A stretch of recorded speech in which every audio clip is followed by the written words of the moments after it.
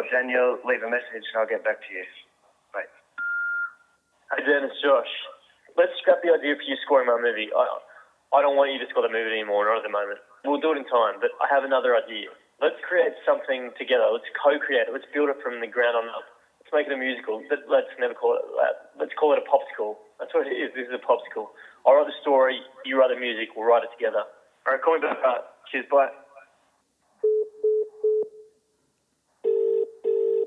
Hey, it's called Josh. Leave a message.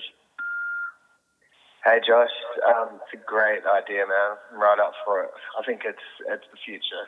Whatever this is, let's make it ambitious and surreal, and if possible, we'll break hearts where we can break hearts and create possibilities for everyone, man.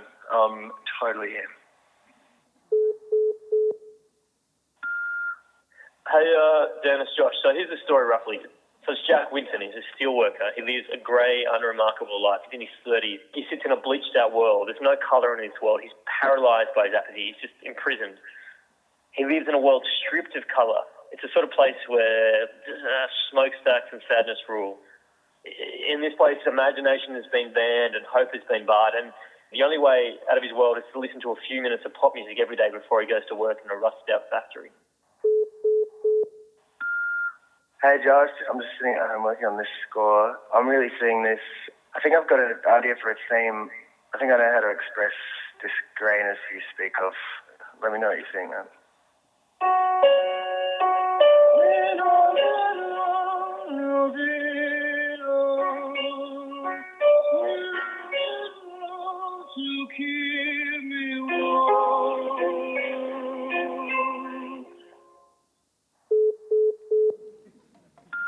But that's it. It's awesome. All right.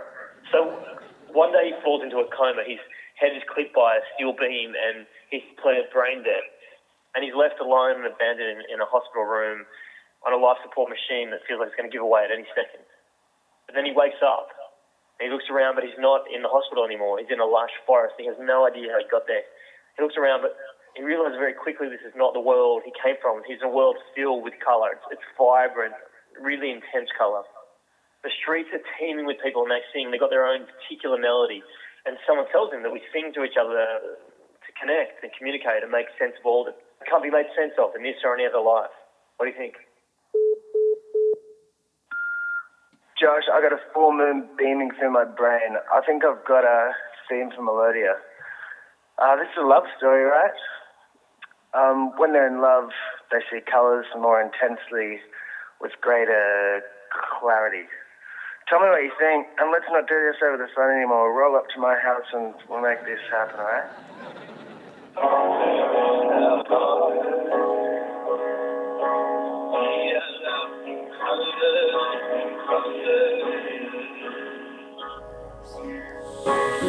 Push not too far.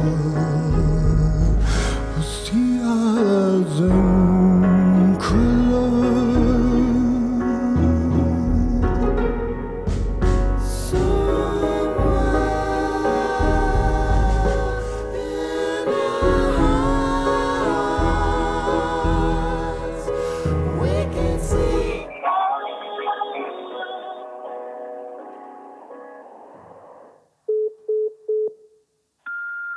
I'm driving up the highway now.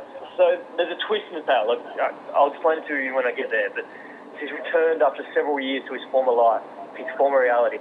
Jack has to find a way to communicate with no musical ability in the real world, in a place that doesn't believe in him, what's in his heart, his personal symphony. Let's call it My Mind's Own Melody.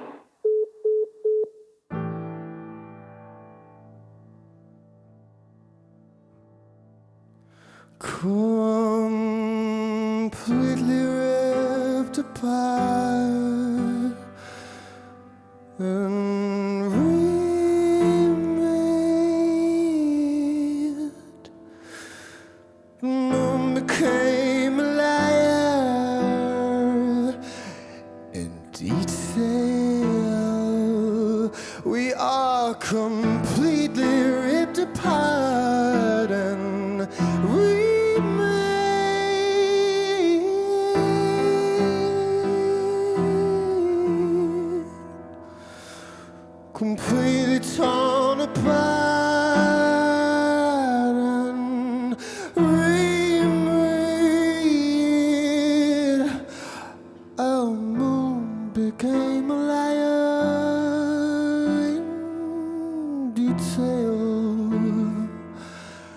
We are completely ripped apart and remade.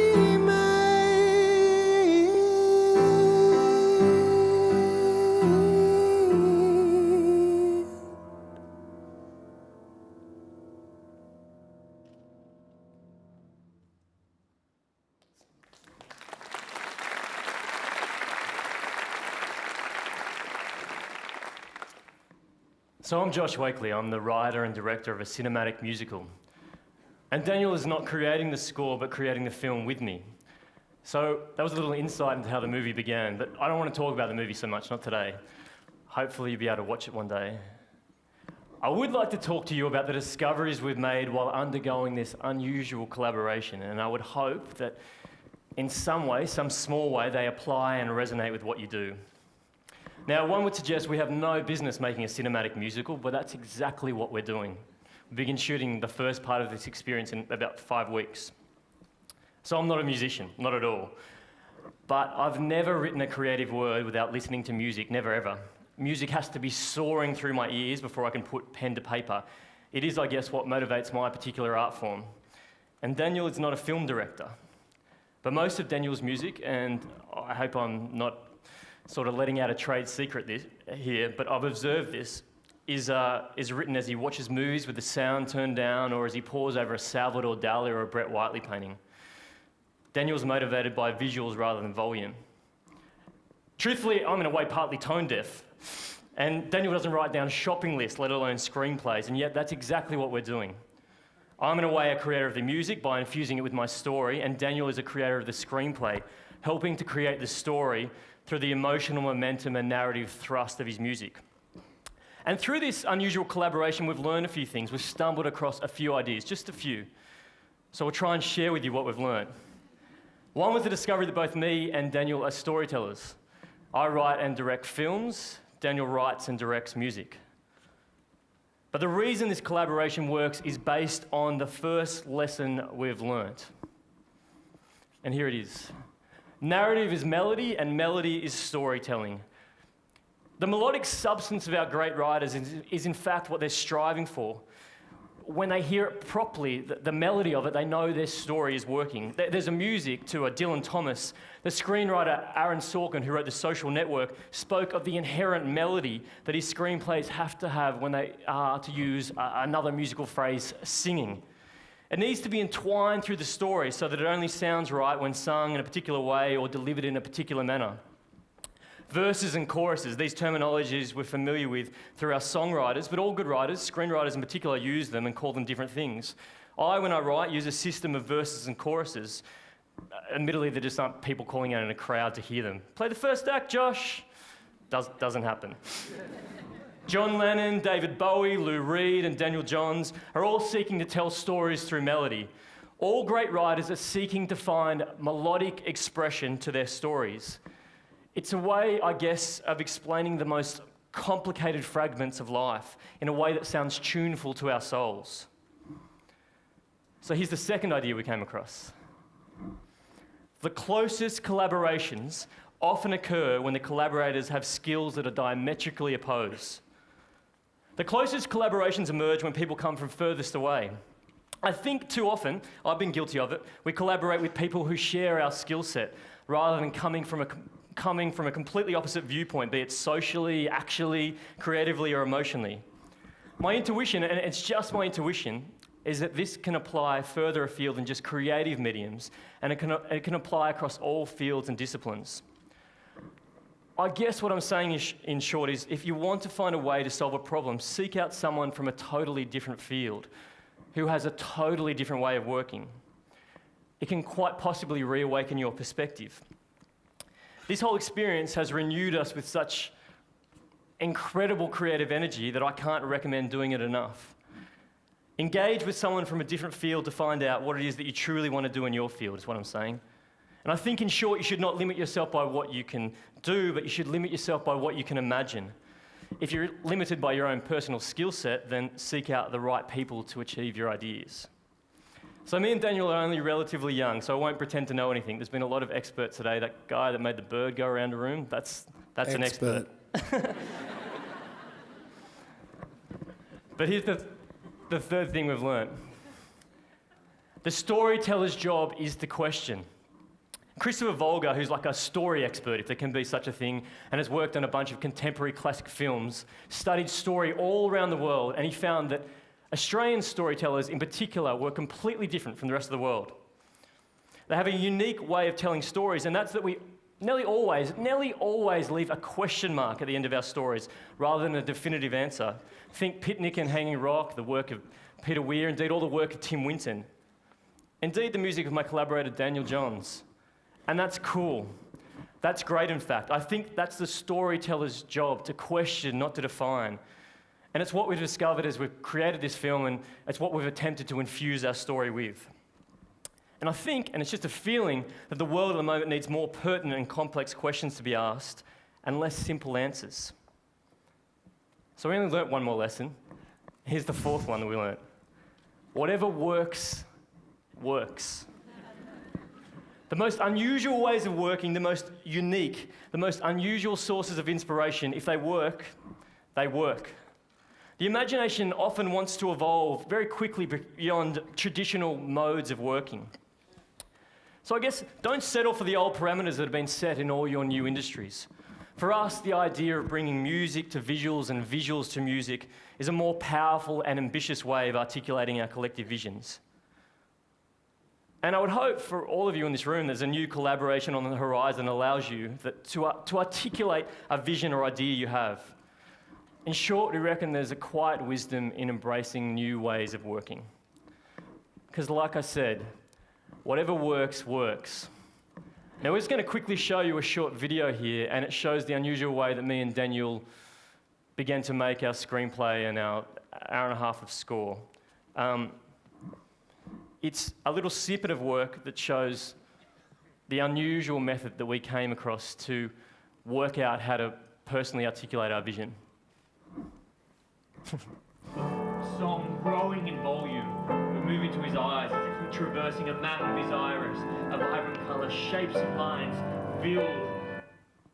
That little tiny snippet of work was me reading out the script and describing the story, how I saw it visually, images that I saw, as Daniel composed music live.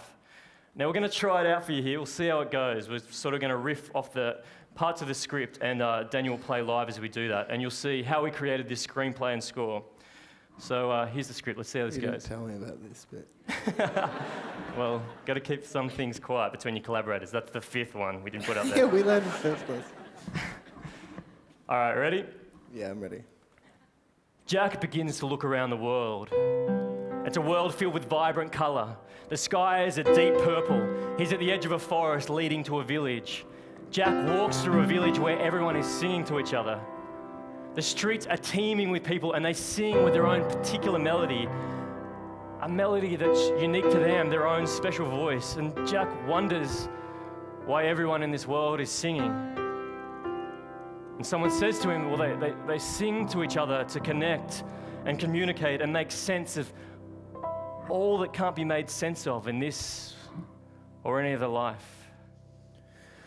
You've come to a place so broken, unclear, so lost for so long and so full of fear. Let's sound the alarm, my dear. We are young, we're full of love, and we are here, we are here. This was not a coincidence, we came to bury our fears, alive and celestial, wipe away painful tears, alleviate your hurt and bandage your scars. We are matrons of spirit, we're giving life to your heart.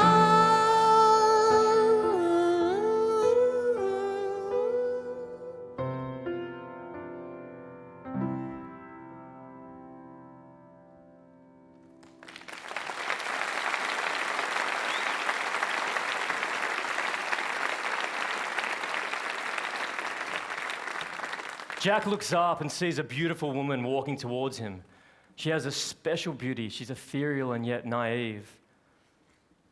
She has blue eyes. They're the kindest eyes he's ever seen and the most striking voice he's ever heard. She wonders if he's okay. She gets closer and she begins to sing to him, to calm him, to soothe him, to welcome him into this new world. And Melody brings her hand gently to his face and her voice gently to his ears. And Jack moves into a touch, a kindness in it he cannot recall ever experiencing.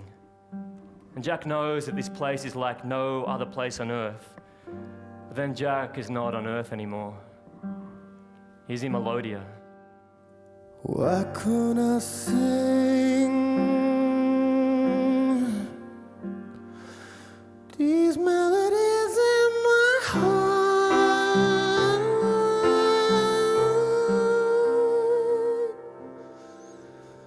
If I can do that, it will surely break my heart. Why can't I sing these melodies for you?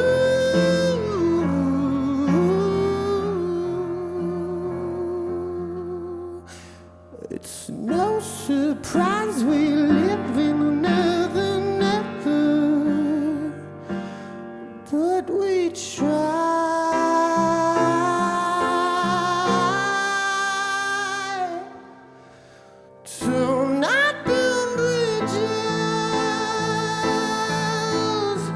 Just promise you'll never let each other die. Meanwhile, I'll sing this melody for you.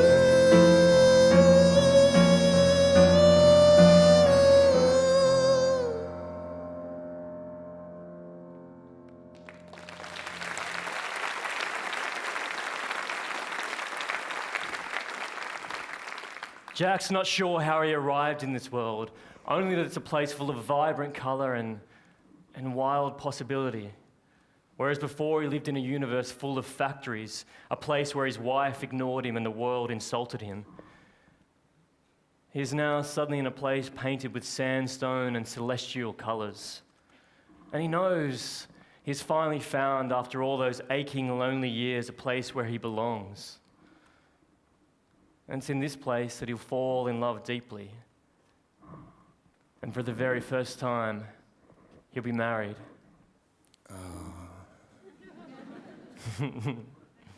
Completely ripped apart and remade.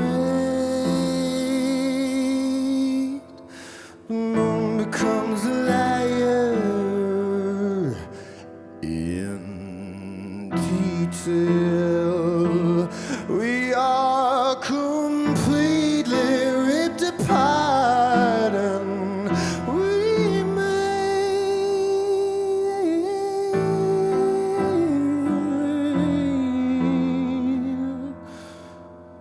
So let us be married and have another baby. Oh.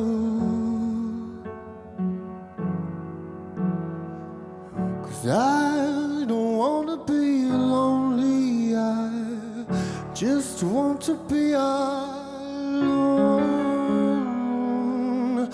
Oh, let us be married, shouting, baby, baby, baby, so you'll never sleep alone, and I don't wanna be lonely.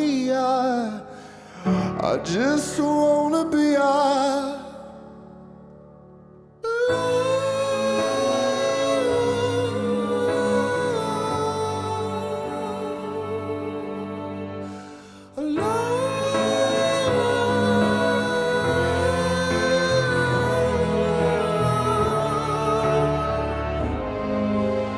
I just wanna be alone.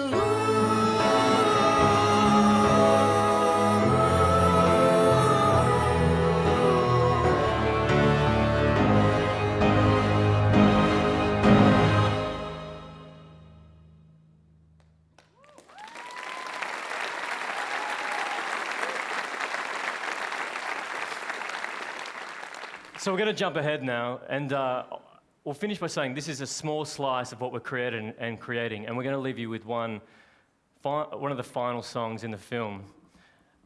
And I hope you get to watch the film at some point, but I also hope, perhaps more, that this helps you with all the beautiful collaborations you'll go ahead and make.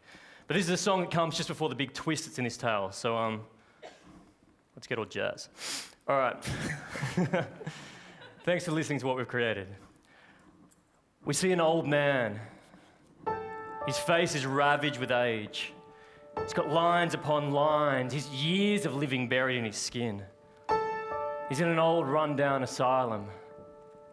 This man has been forgotten. And we move closer to this forgotten man.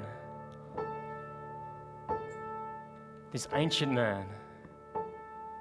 And as we do, we hear the sounds of a pop song growing in volume. We get closer and closer to the man, and we move into his eyes, which are an electric blue, still young somehow in this ancient body. We move closer and closer into his iris, as if we're traversing a map. His iris moves with the rare electricity. We move through it, across it. We see vibrant color, shapes and lines. And we begin to move into another world.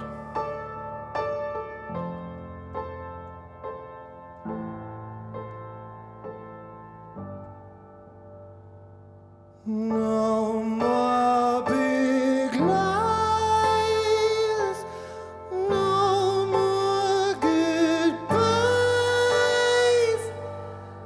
If the truth had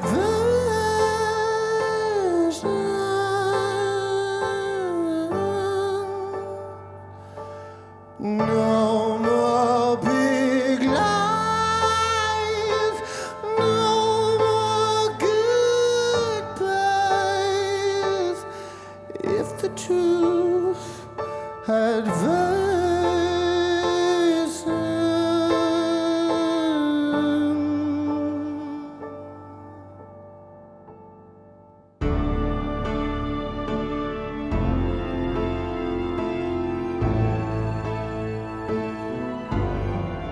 Thank you very much. Thanks very much, guys.